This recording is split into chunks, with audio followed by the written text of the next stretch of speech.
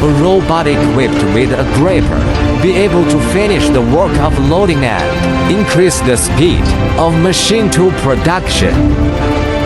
Welding robot is widely used. Intimate laser welding improve the quality and speed of welding. Robots can do repetitive lifting, and the carrying capacity can reach 800 kilograms.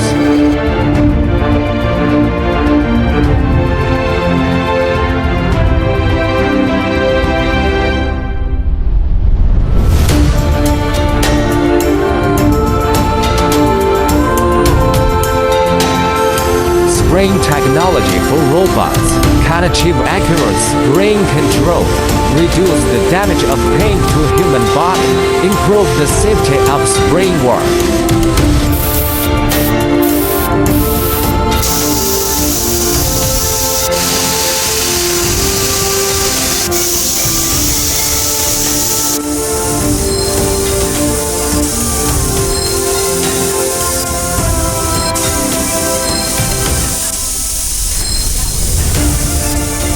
The robot can finish polishing various workpieces and automatic replacement grinding workpiece.